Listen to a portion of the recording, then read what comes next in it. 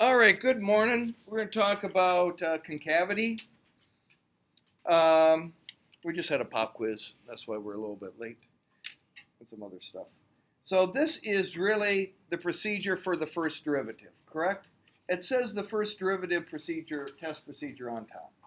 I find the derivative.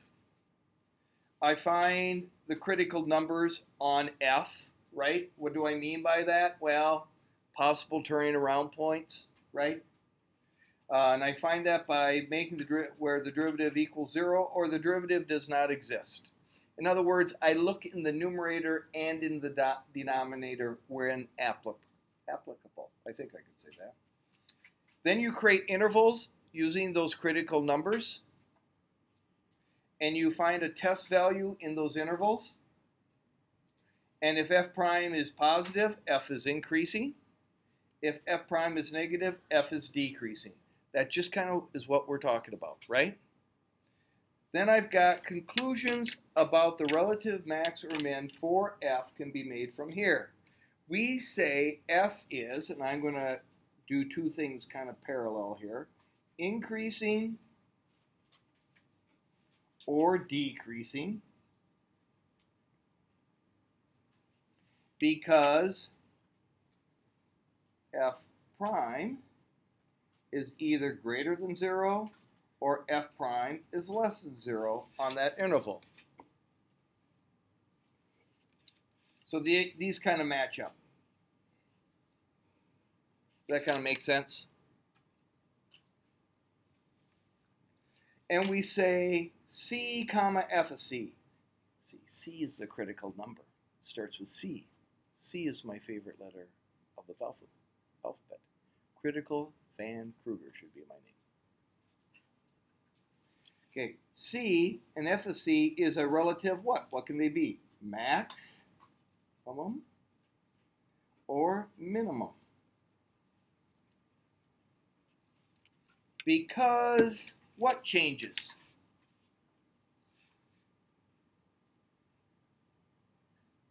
F, or f of x. Changes from, well, if it's a maximum, it's changing from what? Increasing, right? We're talking about f. F is going up, right? You're not going to say positive, right? Right? Because, well, yeah, you're thinking of the derivative. F is changes from positive, or excuse me, now you got me thinking it. Changes from increasing to, I guess I got the word to right here, decreasing. Or if it's a minimum, it goes from decreasing to increasing.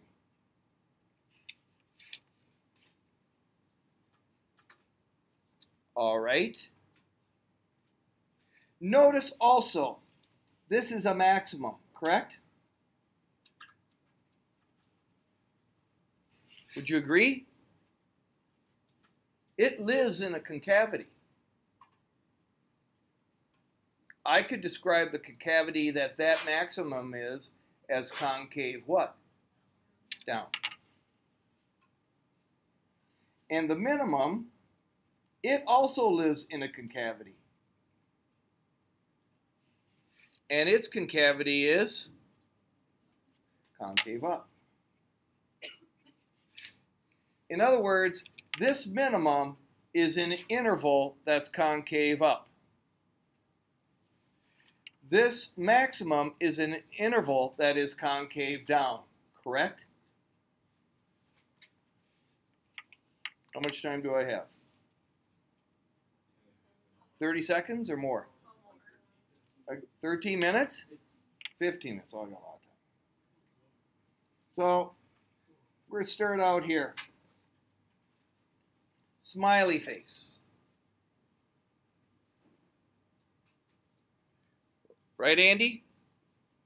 Okay. Another name for smiley face is what?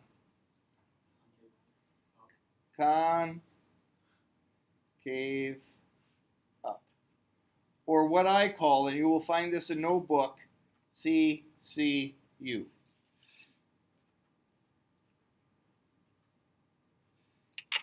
And Andy, I'm going to put 5 points on this concavity.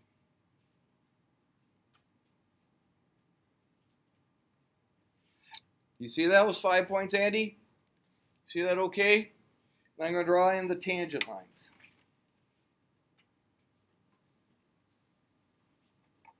There's one tangent line. I'm going to give it a name. I'm going to call it L1, line 1. And right here, I'm going to draw another tangent line. And I'm going to call it L2. And I'm going to draw a third tangent line. It's L3. And this one, I bet you're going to guess that's going to be called L4. And this one right here is L5. Andy, they all have different slopes, correct? So, what could be the slope of L1? Now, this is Andy's slope. If you have a different slope, Ellie, that you feel is different, take it up with Andy. Okay? Andy, what are you going to say is the slope of L1? -3. Probably a good choice. What do you think is going to be the slope of L2?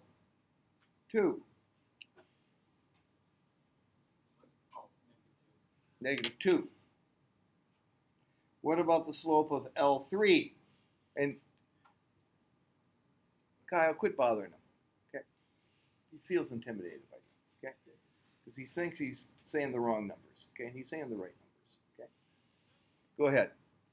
Is that flat or no? Yeah, it's supposed to be flat. Yeah, sorry about that. It's my drawing disability. Okay? What? 0. 0. Okay? What about M4? And what about M5? 3. Perfect. Okay? Slopes of these tangent lines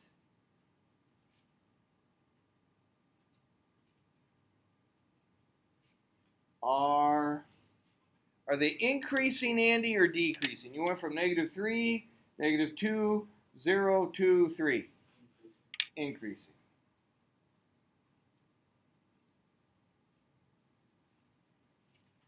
And F is concave up. Would you agree? Okay. So, Cora, what's another name for the slope of these tangent lines? Derivative. Would you agree? So the derivative is increasing. Can I call it F prime, Cora? F prime is increasing. F is concave up.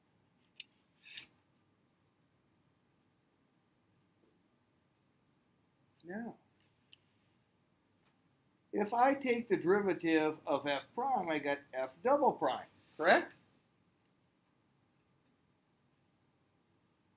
So if I go back to this,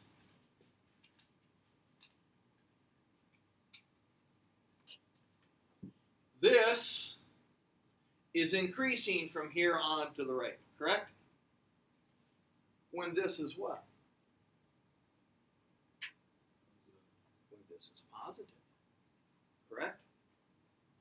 This is increasing as we go to the right from 0 to infinity, where this is positive from 0 to infinity. Would you agree? So I can say this as I scoot back. F double prime is greater than 0. So now I'm going to put in a sad face.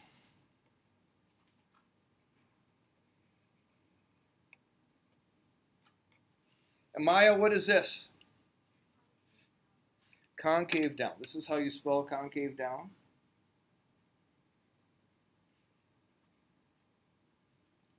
or what I call C, C, D. And Maya, I'm going to put 5 points on here too. And I'm going to draw their tangents.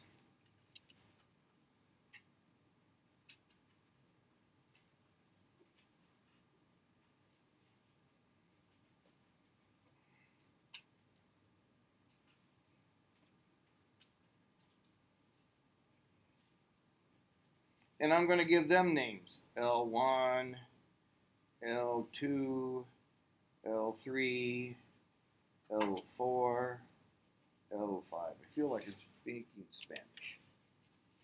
Okay? You see that okay, Maya? So, the slope of L1. Here's L1 right here.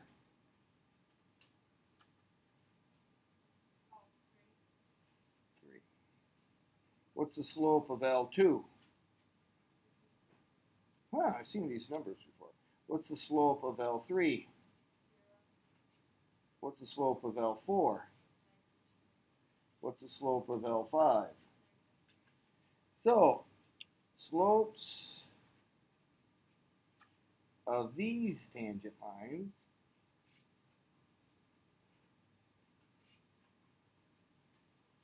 are what, Maya? You went 3, 2, 0, -2, -3, decreasing.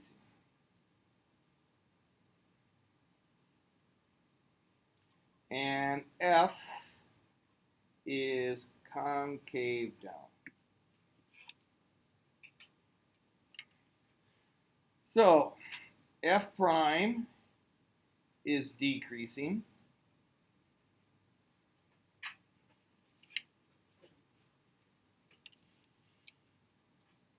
F is concave down.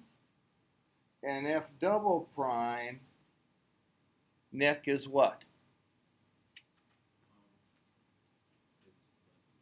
Is less than 0. Yeah, because if we look here, here is where it's less than 0, correct? Here's where my function's decreasing, right? Because we read from left to right. All right, next page. So here's a little summary. I have 2 important points. And you're going to find out next week why they're important points. If the tangent lines are above f of x on the interval, f of x is concave down. Right? Because if they were inside here, they'd be secant lines. Would you see that?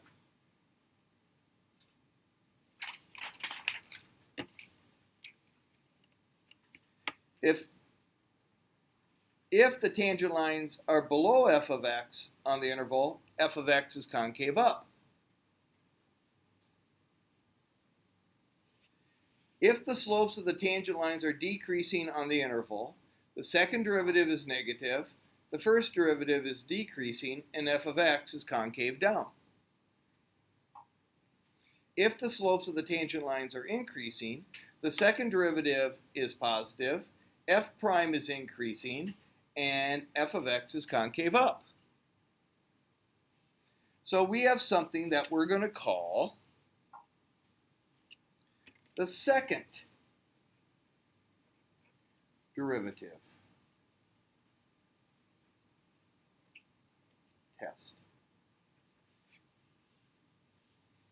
And it kind of looks like the first derivative test. Emma, the first thing we do is we find the second derivative. And then we find all the x values that make the second derivative 0, or the second derivative, this should be second derivative, sorry about the typo, so that it does not exist. Here's the important part. These are possible inflection points on f. Double factorial. Isn't that the factorial symbol? And I doubled the factorial? I'll let you think about that. You set the intervals with critical numbers. You put a test value into the second derivative. If the second derivative is positive, the first derivative is increasing, f is concave up. If the second derivative is negative, the first derivative is decreasing, f is concave down. Conclusions about the concavity of f can be made. Conclusions about the relative maxes or mins can also be made from here. We can also, and we're going to talk about that later, we can also find inflection points.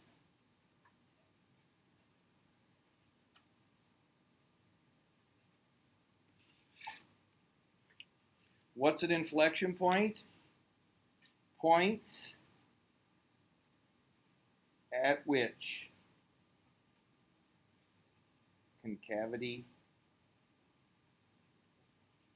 changes.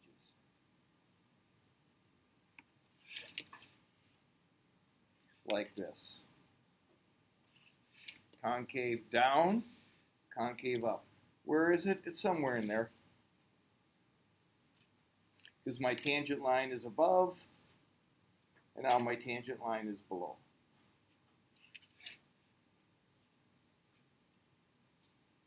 So let's look at this very first one. How am I doing on time? Under a minute? Okay. Well, then I'm going to pick on some people. The first derivative, Ellie, is what? Here's my function. 2x, 3x squared plus 4x. Perfect. Here's the second derivative. Morgan. Perfect. Oops, sorry about the parenthesis. What am I going to do with that 6x plus 4? Maddie. 6x plus 4 equals 0. That means x equals a negative 2/3. Does that look right, Maddie? Yes. So Aaron, what are my intervals? Negative infinity to negative 2 over 3 and negative 2 over 3 infinity. Perfect. Give me some test values. Oh, we'll have to wait till tomorrow for Nikita to give us some test values. I think I'll come back.